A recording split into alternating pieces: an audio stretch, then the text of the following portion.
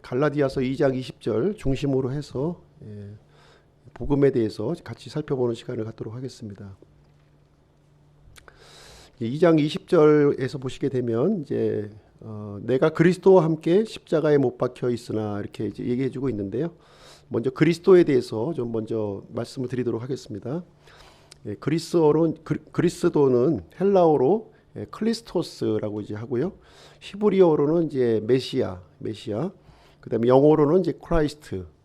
우리말로는 이제 영어를 음력해가지고 그리스도라고 이제 사용을 하고 있습니다. 다 같은 단어예요. 같은 단어를 이렇게 다양하게 이제 부르고 있습니다. 클리스토스나 메시아나 크라이스트, 그리스도 다 같은 말이 되겠습니다. 이 그리스도의 의미는 이제 무엇이냐면 기름 부음 받은 자라는 뜻이에요. 기름 부음 받은 자. 그리고 이제 하나님께서 선택하여 임명한 자 이런 뜻을 가지고 있습니다.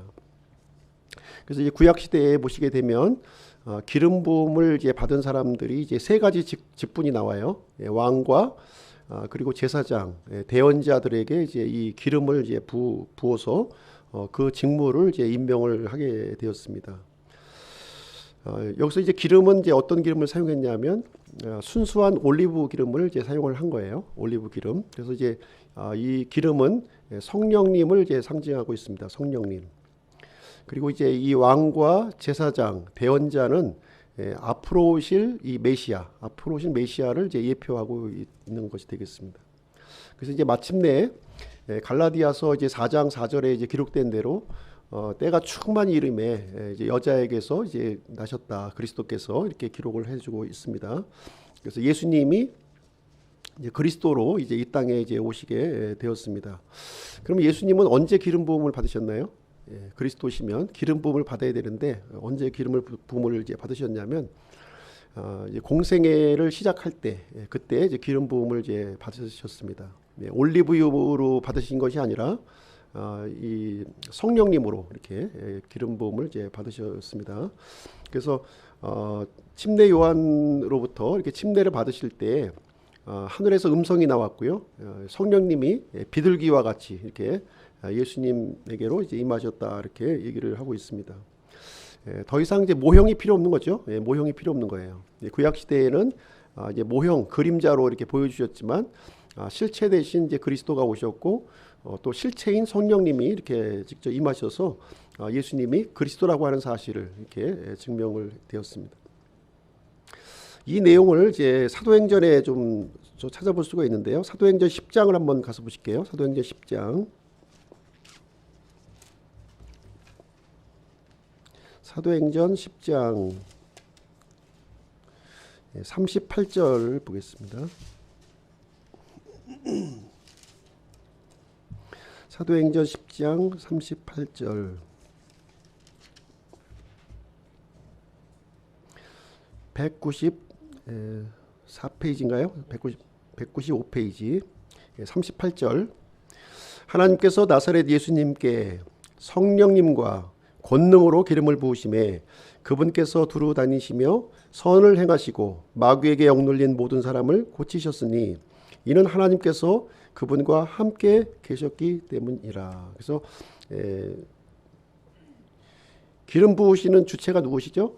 하나님이시죠. 하나님께서 부으셨고 그 다음에 성령님과 권능을 예수님께 이렇게 부어주셨다 이렇게 기록하고 있습니다.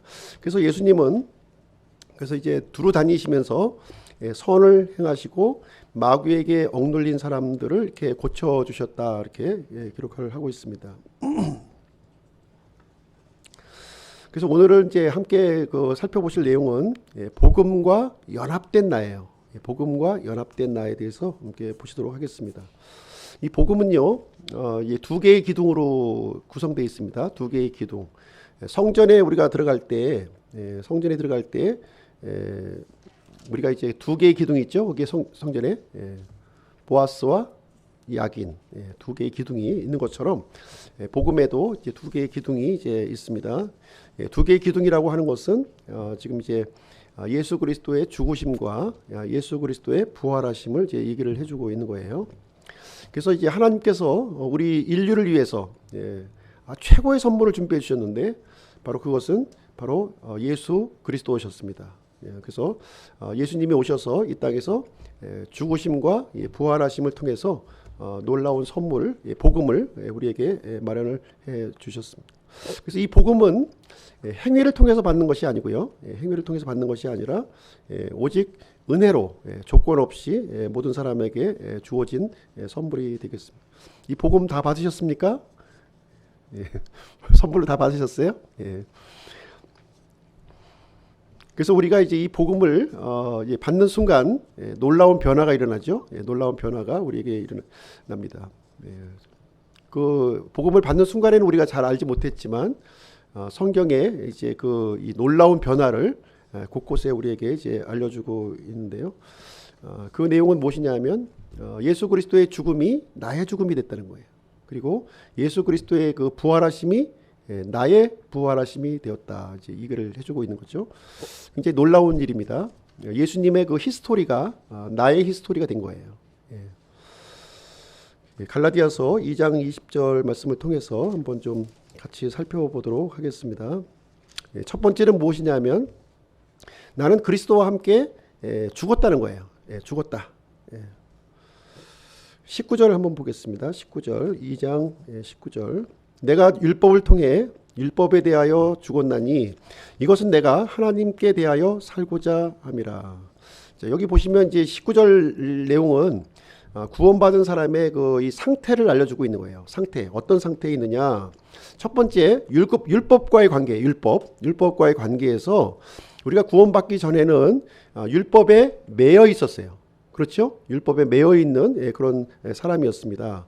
율법에는 어떻게 기록되어 있나요? 죄의 삭은 사망이다. 이렇게 얘기를 해주고 있어요. 그래서 우리 모든 사람들에게는 율법에 의해서 사망 선고가 되어진, 다시 말하면 사형수예요. 사형수. 사형수가 이제 된 것이죠. 그런데 구원받은 이후에는 이 율법에 대해서 죽었다는 거예요. 우리가 죽었다 이렇게 얘기를 해주고 있습니다. 죄악된 내가 죽었다 이렇게 표현을 해주고 있고요. 두 번째로 하나님과의 관계에도 또 설명을 해주고 있어요. 하나님과의 관계는 우리가 구원받기 전에는 하나님과 어떤 관계였나요? 죽어있는 관계였어요. 죽어있는 관계였습니다. 이 죽어있다고 하는 뜻은 무엇이냐면 분리되었다, 반응하지 않는다 이런 뜻을 가지고 있는 것입니다. 그런데 우리가 이제 이 구원받은 이후에는 하나님과 하나님께 살아있다는 거 이제. 구원받기 전에는 죽어 있었어요. 근데 이제 하나님께 살아있는 존재가 되었다. 율법에 대해서는 어떻게 되어 있느냐? 율법에 대해서 구원받기 전에는 살아있었는데 이제 구원받은 이후에는 율법에 대해서 죽었다 이렇게 표현을 해주고 있습니다. 왜 그러느냐? 그것이 예수님과 함께 내가 십자가에 못 박혔기 때문에 그 결과로 이제 이렇게 이루어졌다 이렇게 얘기를 해주고 있는 것입니다. 이 내용에 대해서 좀 이제 살펴보기를 원하는데요. 20절이 그 내용을 설명해주고 있습니다. 20절 말씀을 좀 보도록 하겠습니다. 내가 그리스도와 함께 십자가에 못 박혀 있으나 그럼에도 불구하고 사노라 이렇게 되어 있죠. 여기 보시면 예수님은 십자가에 못 박혀 죽으셨습니다. 사실입니까? 역사적인 사실이죠. 이거는 어느 누구도 부인할 수가 없어요. 예수님은 2000년 전에 이스라엘 예루살렘에서 십자가에서 처형을 당해서 죽으셨습니다. 그런데 이것이 나와 무슨 상관이 있을까요? 지금 대한민국에 살고 있고 2000년 후에 살고 있는 나와 어떤 연관성을 이제 찾을 수 있기에 함께 죽었다는 표현을 사용합니까? 그 연관성을 찾기가 대단히 힘들죠. 우리가 유대인도 아니고 또 예수님과 함께 살았던 것도 아니고 지금 전혀 다른 시대에 전혀 다른 장소에 살고 있는데 연관성을 찾을 수가 없습니다. 그러나 이 예수님에게서는 연관성을 찾을 수가 있다는 거예요. 나를 보았을 때는 연관성이 없는데 예수님 입장에서는 연관성이 있다 이렇게 얘기를 해주고 있는 거죠. 성경에. 예수님의 죽음이 일반적인 죽음이었습니까? 일반적인 죽음이 아니었어요. 일반 죄수의 처형이 아니었다는 겁니다. 예수님의 죽음은 어떤 죽음이었습니까? 하나님의 죽음이심이었다는 거예요. 사람을 몸을 입고 오신 하나님의 죽음이었다. 성경은 우리에게 얘기를 해주고 있죠. 그래서 예수님은 자신의 죄를 때문에 죽으신 것이 아니라 누구의 죄를 위해서 죽으셨어요? 모든 인류의 죄를 대신해서 죽으신 죽음이었다. 이렇게 말씀을 해주고 있는 거예요. 모든 사람의 죽음이라는 거예요. 거기에는 내가 포함되어 있습니까? 당연히 내가 포함되어 있죠. 모든 사람이니까. 과거, 현재, 미래에는 모든 사람을 대신해서 예수님이 죽으셨기 때문에 나의 죄도 거기에 포함이 되어 있다. 이렇게 말씀을 드리겠습니다. 그래서 예수님께서 2000년 전에 예루살렘에서 죽으신 이 죽음은 각각의 사람의 죽음이었다는 거예요. 각각의 사람, 각각의 사람의 죽음이었다.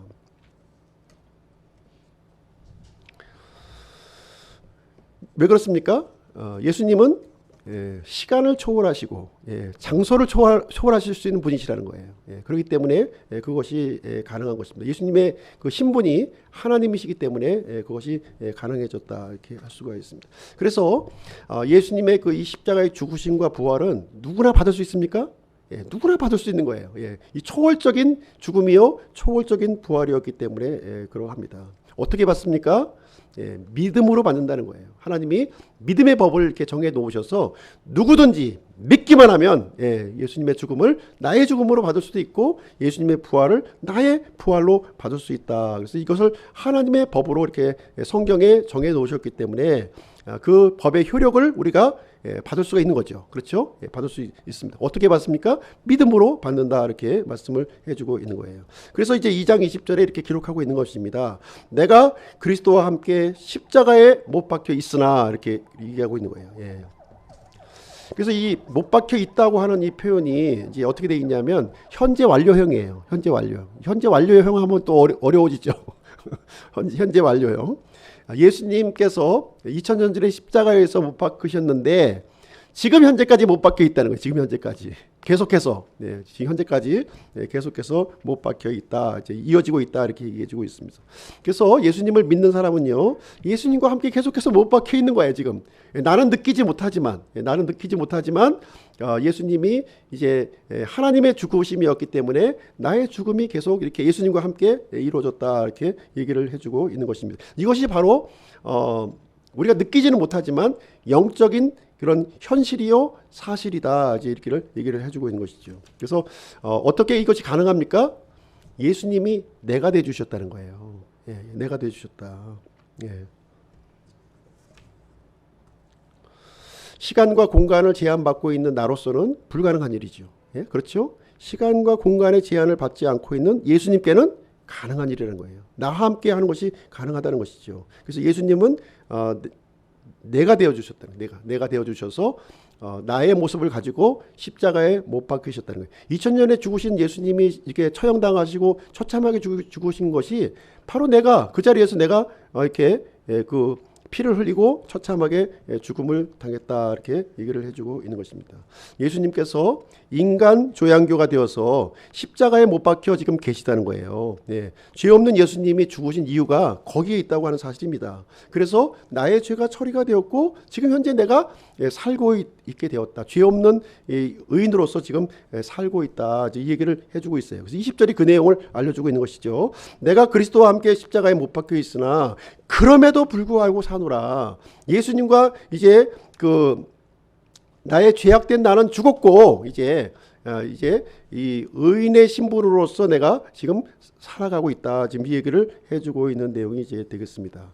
나로서는 불가능한 일이에요. 그렇죠? 나로서는 불가능한 일이지만 예수님께서는 가능한 일이고 그 일을 창조주 하나님으로서 또 하나님께서 보내신 그리스도로서 그 일을 나를 위해서 진행을 해주셨다. 그래서 나의 죄를 위한 예수님의 대속은 완전히 이루어졌다는 거예요. 완전히 이루어졌다. 이 얘기를 해주고 있습니다. 그래서 예수님은 죽으실 때 어떻게 죽으셨어요? 다 이루었다. 테텔레스타이 모든 죄값을 다 지불을 완료했다. 이제 이 얘기를 해주고 있습니다. 갈라디아서 5장 24절 한번 보겠습니다. 갈라디아서 5장 24절 조금 뒤로 넘기셨어요. 갈라디아서 5장 24절. 그럼 내가 죽은 나가 누구냐? 내가 십자가에서 예수님과 함께 죽은 나에 대한 그 정체를 한번 보도록 하겠습니다. 뭐가 죽었는지. 갈라디아서 5장 24절. 그리스도께 속한 사람은 그리스도께 속한 사람이 누굽니까? 예수 그리스도를 믿은 사람이죠. 그죠? 예, 예수 그리스도를 믿은 사람이에요. 믿은 사람은 애착들과 정욕들과 함께 육신을 십자가에 못 박았느니라 이렇게 얘기를 해주고 있는 거예요. 그래서 이 애착들, 이 땅에 있는 애착들, 땅을 애착으로 삼았던 나, 그리고 정욕들, 정욕에 빠져 있었던 나, 그 다음에 육신, 이 하나님을 대적했던 이 육신, 이것을 어떻게 했다고요? 예수님과 함께 처형이 되어버렸다는 거예요. 이제는요. 처형이 되었다. 내가 느끼지 못함에도 불구하고 이것은 영적인 사실이다. 이제 이 얘기를 우리에게 해주고 있는 내용이 되겠습니다. 예수님이 죽으셨지만 실제로는 내가 죽었다는 거예요. 내가 죽었다. 특별히 죄악된 몸이 죽었다 이렇게 얘기를 해주고 있고요. 그러고 나서 이제 나는 이제 새로운 내가 이제 이 탄생을 했다고 하는 사실을 말해주고 있는 거예요. 그래서 예수 그리스도를 이렇게 믿는 자들은 이렇게 예수님의 이 죽음과 이렇게 연합했을 뿐만 아니라 죽은 자 가운데서 살아나신 예수님의 부활과 연합된 사람이라고 하는 사실이에요. 그래서 성경은 이제 우리가 새로운 창조물이 되었다 이렇게 얘기를 하죠. 그죠? 고린도후서 5장 17절에 보시면 누구든지 그리스도 안에 있으면 그는 새로운 창조물이라 옛 것들은 지나갔으니 보라 모든 것이 새롭게 되었도다. 그래서 예수님은 십자가의 죽으심으로 말미암아 죄악된 나는 완전히 처리를 하셨고, 그렇죠? 이제 새로운 나, 하나님과 연합된 새로운 나를 이렇게 창조해 주셨다 이렇게 말씀을 해주고 있습니다. 그래서 과거의 나, 이제 마귀에게 속했던 것들, 하나님을 대적했던 것들, 그 못된 성격들은 다 십자가에서 처리가 되었다는 거예요. 모든 것이 새롭게 되었어요. 뭐가 새롭게 되었습니까? 새로운 정체성, 그리스도 안에서의 이 정체성이 새롭게 우리에게 부여되었다고 하는 것을 얘기를 해주고 있습니다. 그래서 우리는 예수 그리스도를 믿음으로 말미암아 이 복음과 연합된 존재가 되었다는 거예요. 죄인된 내가 죽었고 의인으로서 다시 태어난 이런 새로운 신분을 우리가 갖게 되었다는 것을 얘기를 해주고 있습니다. 자, 갈라디아서 2장 20절에서요. 그러면 우리는 이제 어떤 삶을 살아가게 되었는가? 그리스도 중심의 삶을 살아가게 되었다는 것입니다. 그리스도 중심의 삶. 2장 20절 다시 한번 읽어볼게요. 두 번째 단락 보겠습니다. 그러나 내가 아니요 그리스도께서 내 안에 사시느니라. 이제 우리 믿는 사람들에게 누가 사는 거예요? 내가 사는 것이 아니라 예수 그리스도께서 내 안에 사신다 이렇게 얘기를 해주고 있는 것이죠. 이제 구원받은 사람은요, 내가 없는 거예요. 내가 없는 거예요. 나라는 것이 없는 거예요. 이제 누구만 있어요? 예수 그리스도만 있다. 이것이 영적인 현실이라고 우리에게 가르쳐주고 있는 내용이 되겠습니다. 그래서 우리가 이제 복음을 믿는 순간, 예수님과 연합되는 순간, 예수님이 우리 안으로 들어오셨다고 얘기를 해주고 있습니다. 구원받기 전에는 예수님이 들어오실 수가 없었어요. 왜냐하면 우리가 이제 죄로 가득 차 있었기 때문에 거룩하신 분이 들어올 수가 없었습니다. 그러나 예수님을 믿는 순간 나의 죄악된 내가 처리가 되었기 때문에 이제 이 거룩하신 예수님이 내 안에 중심에 들어올 수 있게 되었다는 것입니다. 그래서 우리 구원받은 사람들은요, 주인이 누굽니까? 주인이 예수님이신 거예요. 이제 더 이상 내가 아니라는 거죠. 내가 주인 노릇하는 건 뭐예요? 이제 구원받은 사람이 내가 주인 노릇하는 건 뭡니까? 주인이 아닌데 주인 노릇하는 걸 뭐라고 그러죠? 그런 말이 있던데. 월권이라고 그래요? 월권? 주인이 아닌데 주인 노릇하는 거 있잖아요. 월권이라고 그래요? 월권? 하여튼 뭐 이제 말이 있는 것 같아요. 어쨌든 간에 이제 예수님이 이제 중심에 오셔서 이제 우리 주인이 되었는데 내가 이제 주인자를 내드리지 않고 여전히 내가 주인 노릇하는 거는 이제 이거는 굉장히 좀 반역하는 거죠. 반역행위가 되는 상태가 되겠습니다. 새로운 주인으로 이제 오셨어요. 근데 이제 여기서 이제 분명하게 이제 또 우리가 또 생각해 볼 수 있는 건 뭐냐면 예수님은 지금 어디 계시죠? 하나님 왕자 우편에 지금 계십니다. 분명히 부활하시고 승천하셔서 하나님 보좌의 우편에 계세요. 그럼에도 불구하고 예수님 어디 계세요? 우리 믿는 자 마음속에 계시다는 거예요. 반대로 우리가 생각한다면 예수님은 우리 안에 계세요. 그러면 우리 예수님과 이제 함께 있던 우리 영혼 지금 어디에 있습니까? 하나님 왕자 우편에 있는 거잖아요. 예수님과 함께. 그래서 예수님은 하나님 왕자 우편에 계시기도 하고 우리 마음에 계시기도 하고 우리의 영혼 우리 안에 있기도 하고 하나님 왕자 우편에 지금 있는 거죠. 지금 동시에 이것이 왜 가능합니까? 영이기 때문에 가능한 거예요. 영이기 때문에. 예수님이 이렇게 십자가에서 죽으시고 부활하시기 때문에 이 일이 가능해진 거예요. 만약에 예수님이 죽으시지 않았다면 어떻게 될까요? 예수님과 함께 할 수가 없는 거예요. 일정 시간, 특정한 장소에만 예수님과 함께 있을 수 있었어요. 그러나 예수님이 죽으시고 부활 승천하심으로 말미암아 항상 함께 있는 존재가 되었다. 이 땅에서 뿐만 아니라 이 땅에 살면서도 우리의 그 실제적인 우리의 영은 어디에 있어요? 하늘에 지금 이 처소에 지금 앉아 있다는 거예요. 동시에 그 일이 가능하도록 이게 진행되었다는 것을 얘기해 주고 있습니다. 이것이 복음과 이게 연합됨으로 말미암아 일어나는 놀라운 신비예요. 그렇지 않습니까? 이 죄악된 이 세상을 우리가 살아가고 있는데 실제 나는 어디에 있어요? 예, 하늘에 지금 앉아 있다니까요. 예수님과 함께. 이게 가능합니까? 믿음의 눈으로는 이게 실제라는 거예요. 실제라고 하는 사실을 얘기해 주고 있어요. 우리 여기 정혜연 자매님이 여기 지금 앉아 있지만 정혜연 자매님의 영은 어디에 있어요? 하늘에 예수님과 함께 앉아 있는 거예요. 얼마나 엄청난 거 이게요. 얼마나. 예. 그 얘기를 이제 해주고 있습니다. 그래서 이것이 바로 이제 복음과 연합된 나의 모습을 여기서 이제 해주고 있는 것이죠. 세 번째로 우리가 볼 수 있는 것은 뭐냐면 이제 그래서 어떻게 되느냐? 우리가 그리스도의 믿음으로 이제 살아간다는 거예요. 이 땅의 삶을 살아가면서 그리스도의 믿음으로 살아간다. 2장 20절 한번 이제 끝부분 한번 보겠습니다. 나는 지금 내가 육체 안에서 사는 삶을 이제 육체 안의 삶을 얘기하는 거예요. 육체 안에 사는 삶을 나를 사랑하사 나를 위해 자신을 주신 하나님의 아들의 믿음으로 사노라. 이제 개역성경에는 어떻게 돼 있죠? 하나님의 아들을 믿는 믿음으로 산다 이렇게 돼 있죠. 그러나 흠정역에는 하나님의 아들의 믿음으로 산다 이제 이렇게 얘기를 해주고 있어요. 우리가 이제 이 복음과 연합된 다음에는 어떻게 사는 거예요? 하나님의 아들의 믿음으로 살아간다. 이제 이 얘기를 우리에게 얘기를 해주고 있습니다. 그 아들이 어떤 분이에요? 나를 사랑하사 나를 위해 자신을 주신 그분이시라는 거예요. 그분의 그 믿음으로 이제 살아가게 되었다는 것을 우리에게 얘기해 주고 있습니다. 우리가 이제 구원받는 믿음을 무엇이라고 하냐면 구원받는 믿음은 예수 그리스도를 믿는 믿음이에요. 그렇죠? 예수 그리스도를 믿어서 우리가 구원받았어요. 그리고 예수 그리스도를 우리가 마음에 영접해서 우리가 구원을 받았어요. 이것을 구원받는 믿음이라고 하는 거예요. 그 다음에 구원받은 이후에는 우리가 어떻게 살아가느냐? 이제는 예수 그리스도를 믿는 믿음으로 살아가는 게 아니에요. 이제는 뭐로 살아요? 예수 그리스도의 믿음으로 사는다는 거예요. 그렇죠? 이제 구원받기 전에는 내가 내 믿음으로 예수님을 믿었어요. 예수님의 손을 붙잡았다는 거예요. 그렇죠? 예수님의 말씀을 붙잡고 예수님의 사역을 붙잡고 예수님의 복음을 내가 붙잡았어요.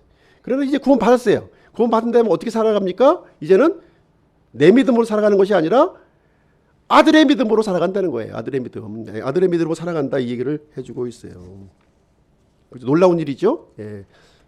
내 믿음은 아침 다르고 저녁 다른 거예요. 그렇죠? 시시때때로 달라져요. 시시때로 달라지는 게 나의 믿음인데 이제 구원받은 사람에게는 누가 들어와 있습니까? 예수 그리스도가 들어와 있고 예수 그리스도의 믿음이 들어와 있다는 거예요. 그 믿음으로 우리가 이제 이 세상의 삶을 살아가게 되었다. 얼마나 당당하게 우리가 살아갈 수 있느냐 하는 것을 얘기해 주고 있습니다. 히브리서 12장 2절에 보시면 예수님을 어떻게 표현하고 있냐면요. 믿음의 창시자요 완성자이신 예수님을 바라보자 이렇게 얘기를 해주고 있는 거예요. 예수님은 어떤 분이시냐면 믿음의 알파요 믿음의 오메가가 되신 분이시다 얘기입니다. 그 믿음이 어디에 들어와 있어요? 지금 우리 안에 들어와 있다는 거예요. 우리 안에 들어와 있고 그 믿음으로 우리가 살아가게 되었다는 것을 얘기를 해주고 있습니다. 그래서 우리는 이제 완성된 믿음을 가지고 우리가 살아가는 거예요. 전혀 흔들릴 수 없는 믿음의 그 원초가 우리 안에 들어와 있기 때문에 흔들리지 않는 믿음을 가지고 이제 살아갈 수 있게 되었다. 이제 우리는 어떻게만 하면 되느냐? 믿음의 창시자요 완성자이신 예수 그리스도를 따라가기만 하면 된다 하는 것을 얘기를 해주고 있는 것이 되겠습니다. 이것이 예수님께서 우리에게 허락하신 이런 새로운 생활을 우리에게 얘기해주고 있습니다. 그래서 이제 우리가 해야 될 일은 무엇입니까? 과거의 나를 청산해야 된다는 거예요. 우리가 오전 시간에 또 말씀드렸지만 과거의 나를 청산하고 새로운 나를 이제 건설을 해 나가야 된다고 하는 사실입니다. 그러면 어떻게 우리가 예수 그리스도의 믿음으로 이제 살아갈 수 있는 것인가 하는 것을 얘기를 해드리도록 하겠습니다. 다른 길이 없는 거예요. 다른 길이 없고요. 이제 예수 그리스도께서 걸어가신 그 길을 우리가 따라가기만 하면 된다는 거예요. 이제 예수님의 이 발자취, 예수님께서 걸어가셨던 그 길의 발자취를 따라서 우리가 가기만 하면 된다는 것입니다. 예수님은 우리의 모범이 되어주셨고 모델이 되어주신 거예요. 이제는 모델이 되어주셨기 때문에 그 발자취를 따라서 우리가 이제 가기만 하면 되는 것이 되겠습니다. 예수님은 이 땅의 삶을 살면서 이제 이 주목하신 것이 있는데요. 그것은 하나님의 뜻이었어요. 하나님의 뜻을 온전하게 이루는 것. 하나님의 뜻을 이루는 것이 나의 그 양식이다. 이렇게 표현을 해주셨거든요. 그러니까 우리도 예수님과 같이 하나님의 이 뜻을 이루는 것을 양식으로 삼고 이렇게 살아가는 것이 바로 이제 예수님을 따라가는 그런 길이 되겠습니다. 갈라디아서 2장 21절 한번 보겠습니다. 21절 말씀 보겠습니다. 21절 내가 하나님의 은혜를 헛되게 하지 아니하노니 만일 의가 율법으로 말미암아 온다면 그리스도께서 헛되이 죽으셨느니라. 그래서 예수님께서 이루신 이 복음은요, 율법으로 주어진 것이 아니라 은혜로 우리에게 주어진 것이다. 이렇게 얘기해주고 있습니다. 그래서 우리가 하나님의 일을 이렇게 해나갈 때에는 인간적인 노력을 우리가 포기해야 되는 거예요. 인간적인 포기하는 거예요. 그래서 이 예수 그리스도와 함께 죽었던 나에게는 사망 선고를 내리는 거예요. 자꾸 이렇게 이제 일어날 때가 있어요. 불끈불끈 일어날 때가 있는데 그때마다 너는 죽었어. 사망 선고를 하는 겁니다. 사망 선고를 너는 죽은 나야 하고 사망 선고를 하는 것이죠. 그다음에 이제 예수 그리스도와 함께 부활한 나, 이것이 진짜 나라는 거예요. 이 진짜 나가 이 살아있는 모습으로서 내가 반응하면서 살아가야 될 것을 얘기를 해주고 있는 것입니다. 바로 이거의 믿음으로 사는 삶이며 은혜로 우리가 살아가는 삶이다 하는 것을 얘기를 해주고 있는 내용이 이제 되겠습니다. 그럼 오늘 이제 본문 말씀을 통해서 적용할 교훈을 한번 좀 생각을 해보도록 하겠습니다. 첫 번째로 예수 그리스도와 죽은 나는 거짓된 나라는 거예요. 이 실체를 분명하게 우리가 알고 있어야 돼요. 이 거짓된 나를 붙들고 이제 살아가서는 절대로 안 된다고 하는 사실이죠. 하나님께서는 우리 구원받은 사람에게 신분을 바꿔주셨어요. 신분. 거지에서 왕자로 바꿔주신 거예요. 근데 왕자가 됐는데 계속 동양하고 다리 밑에서 살고 그럼 되겠습니까? 안 되는 거죠. 이제 어디서 살아야 돼요? 왕궁에서 살고 왕가의 법도로 사는 거예요. 왕가의 법이 뭡니까? 왕가의 법이. 우리 하나님께서 주신 우리 왕가의 법이 있어요. 내 몸을 내 이웃과 같이 사랑하라는 거예요. 그 법을 우리에게 주셨고 그 법을 실천을 하면 우리는 되겠습니다. 그래서 우리가 이제 우리가 신분이 바뀌었기 때문에 이제 어떻게 해야 됩니까? 우리의 이 삶을 바꿔나가야 되는 거예요. 삶을. 그것을 이제 혼을 바꾼다는 표현을 하거든요. 좀 이제 혼을 바꾼다면 좀 어렵게 느껴지고 우리의 삶을 바꾸는 거예요. 삶을. 그래서 이제 과거에 내가 이제 살아왔던 방식, 쓴 뿌리들을 이렇게 쓴 뿌리는요. 이 뿌리가 굉장히 이게 깊게 들어가요. 이 쓴 뿌리는 이 뿌리를 이렇게 대충 위에만 이렇게 솎아내면 또 자라납니다. 또. 그래서 그 뿌리까지 이렇게 막 제거해야만 완전히 이제 저기 되는데요. 이 아주 힘든 작업이죠. 굉장히 힘든 작업을 이렇게 우리가 해야 될 필요성이 있습니다. 그래서 깊게 이렇게 뿌리 박혀 있는 쓴뿌리들을 우리가 제거해야 될 줄로 생각합니다. 이것이 바로 이제 영적인 전쟁이라고 그러는 것이거든요. 영적인 전쟁. 고린도전서 10장을 한번 가서 보시겠습니다. 고린도전서 10장. 고린도전서 10장.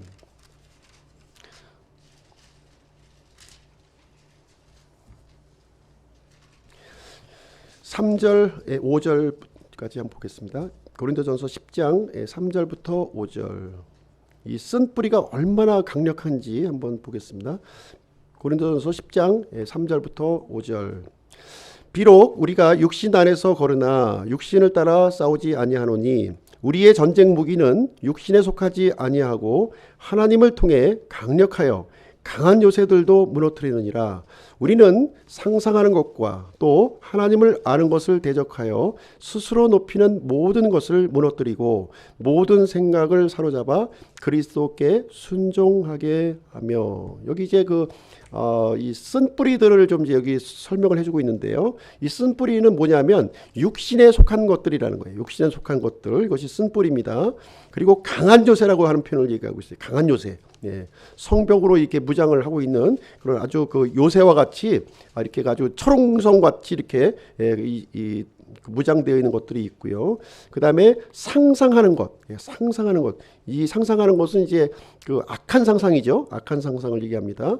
그리고 스스로 높이는 것, 교만한 것을 얘기하는 겁니다. 교만한 것.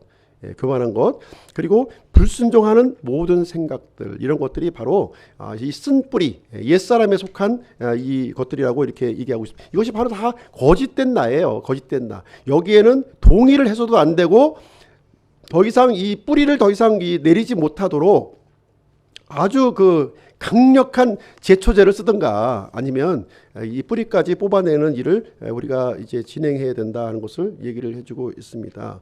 그래서 예수 그리스도와 함께 죽은 나와 예수 그리스도와 함께 이제 부활한 나를 이게 정확하게 우리가 좀 구별을 할 수가 있어야 돼요. 예, 내 속 안에 있기 때문에 다 똑같은 것으로 우리가 인식할 수 있는데 똑같지가 않다는 거예요. 영적으로 분명하게 흙과 백 이렇게 구별이 되는 것이고요. 옛 것과 새 것으로 이렇게 분명히 구별된다고 하는 것을 얘기를 해주고 있고요. 정확하게 이걸 구별해서 이 옛 것은 이렇게 제거하고 새 것은 자꾸 이렇게 건설하고 이게 양분을 주고 이렇게 좀 해야 되겠습니다. 그래서 이것이 이제 의지가 필요한 거예요. 우리 의지가 굉장히 필요한 겁니다. 의지를 발동해서 선한 의지를 발동해야 돼요. 이 쓴뿌리를 자꾸 키우는 의지를 발동하시면 안 되는 거고, 선한 의지를 발동해서 새로운 내가 자꾸 이렇게 성장해 나갈 수 있도록 이 일을 해야 된다는 것입니다. 그래서 이 십자가에서 죽은 것들을 이렇게 죽은 것으로 이렇게 여기고, 더 이상 거기에 영양분을 주지 않는 거예요. 더 이상 영양분 주지도 않고 이렇게 그런 결단이 우리에게 필요하리라고 생각합니다. 그리고 두 번째 적용할 내용은요.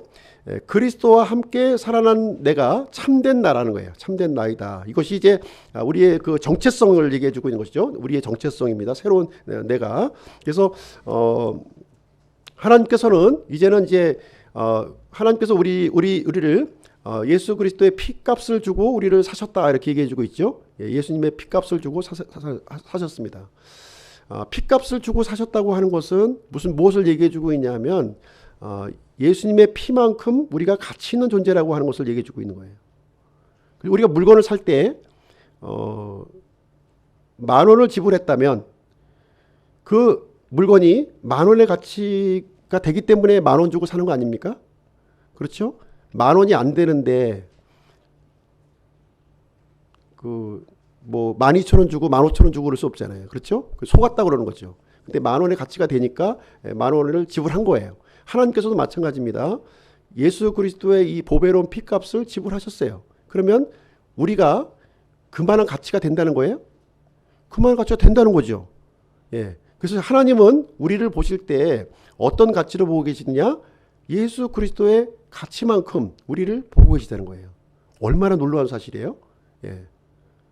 그 값을 지불했잖아요. 예수님의 피값을 지불하고 우리를 샀기 때문에 예수님의 가치와 동일한 가치를 우리가 가지고 있다는 겁니다. 그리고 하나님은 예수님을 사랑하셨어요. 이 사랑하시는 이 예수님을 우리를 위해서 내주셨어요. 그러면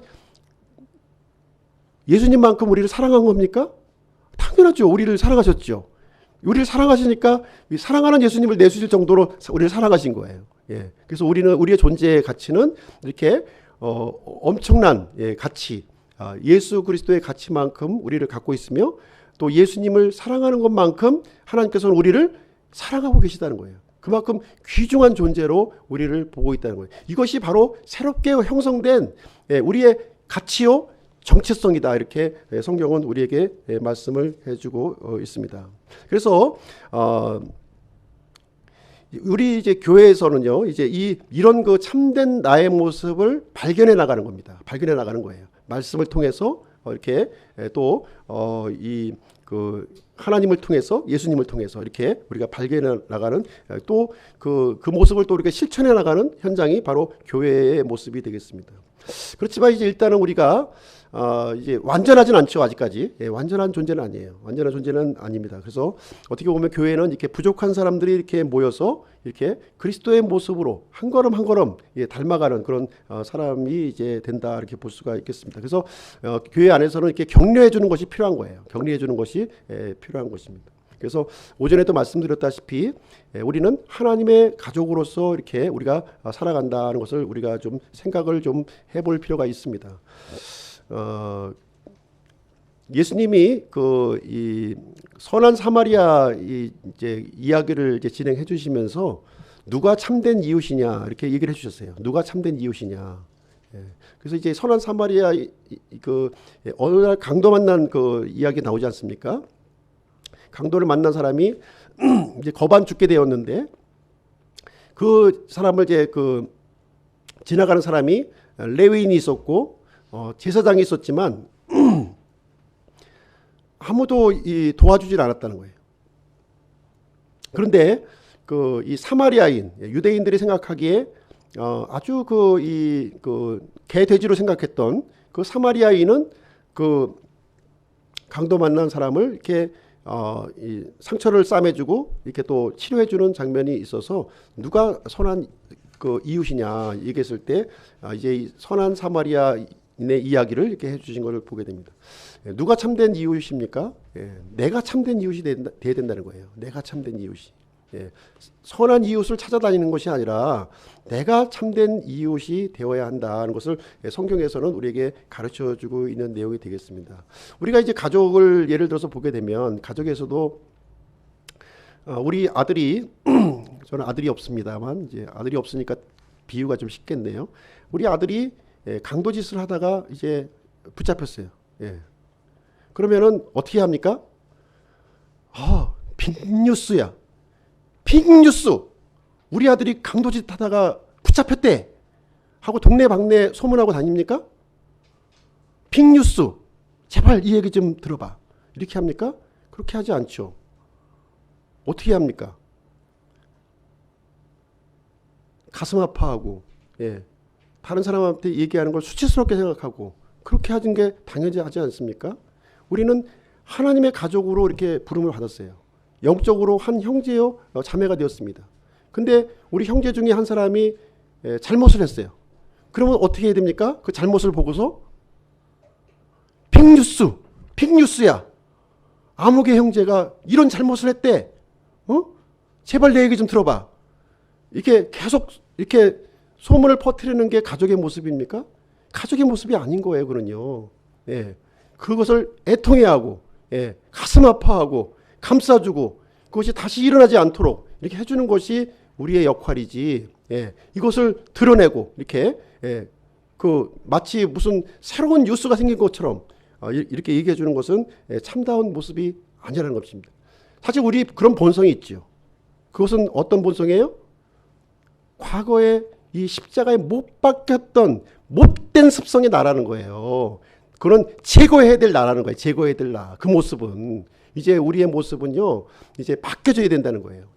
다른 원리가 적용이 돼야 돼. 이제 세상에서 보는 그 원리가 아니라 이렇게 잘못된 사람 정죄하고 판단하고 험담을 하고 이런 것이 아니라 이제 격려해주고 위로해주고 감싸주고 하는 일이 이 안에서 이루어져야 된다 하는 것을 얘기해주고 있습니다. 그래서 교회는요, 이게 부족한 사람들이 모여서 다 부족해요.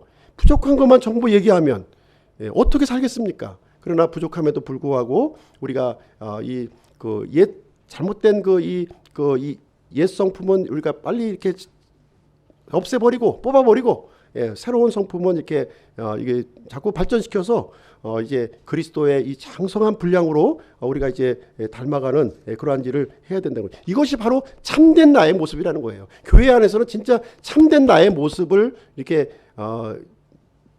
이렇게 발견하고 발견하는 그런 일이 우리가 있어야 될 줄로 생각합니다. 그래서 세 번째로는요, 그럼 우리 목표가 있잖아요. 목표. 그럼 목표가 어디냐?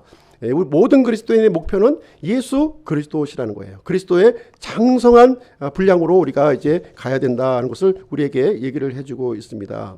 그래서 이 장성한 분량으로 가기까지에는요, 이렇게 장애 요소가 많이 있는 거예요. 이런 장애물들이 많이 있어요. 그냥 평탄한 길로 예수님을 닮아가는 것이 아니라는 것입니다. 그래서 우리가 이제 장애물은 바로 옛 본성이에요. 옛 본성. 이 교만한 마음, 위선적인 마음, 용서하지 못하는 마음, 못된 성격들은 이렇게 이게 뿌리를 뽑아버려야 돼요. 이거는 뿌리를 뽑아야 될 것이다, 이렇게 생각을 해야 되는 거예요. 그 다음에 성장을 시키는 요인 있잖아요. 성장시키는 요인. 세 본성은 성장시켜야 되는 거예요. 어떤 거예요? 겸손한 마음, 용서하는 마음, 사랑하는 마음, 단일한 마음, 이 그리스도의 생각들을 우리 속에 이렇게 키워나가야 되는 일을 해야 된다는 것을 얘기하고 있습니다. 그래서 점점 더 옛 본성이 없어지고 새 본성이 이렇게 자라나면서 그리스도의 장성한 분량으로 우리는 자라나가야 된다는 것을 우리에게 가르쳐주고 있는 내용이 되겠습니다. 그래서 이것이 바로 이제 이 갈라디아서 2장 20절에 있는 것처럼 어떤 믿음으로 사는 거예요? 하나님의 아들의 믿음으로 사는 것이다. 이거예요. 하나님의 아들의 믿음으로. 내 믿음으로 살려고 하면 안 돼요. 내 믿음. 내 생각, 내 믿음이 아니라 그리스도의 생각, 그리스도의 믿음으로 우리가 살아가야 된다. 이 얘기를 해주고 있습니다. 그래서 오늘은 복음과의 연합에 대해서 말씀드렸어요. 우리가 구원을 받았다면 놀라운 변화가 있다는 거예요. 놀라운 변화. 바로 예수 그리스도와 함께 옛사람이 죽었고 이제 예수 그리스도와 함께 새 사람으로 다시 우리가 탄생했다 하는 것을 우리가 알고 있어야 되는 사실입니다. 그래서 영의 구원은요, 즉각적으로 이루어져요. 즉각적으로 이루어집니다. 그러나 이 혼의 이 연합이라고 하는 것은 많은 시간과 많은 노력이 우리가 필요한 거예요. 그래서 이 오전에 얘기한 대로 이 생각의 필터링을 우리가 잘해서 우리가 이 새로운 새 사람을 이렇게 해야 된다. 그러니까 이 새 사람은요, 우리가 그리스도께 얼마큼 나를 복종시키고 순종시키느냐, 거기에 달려 있다는 거예요.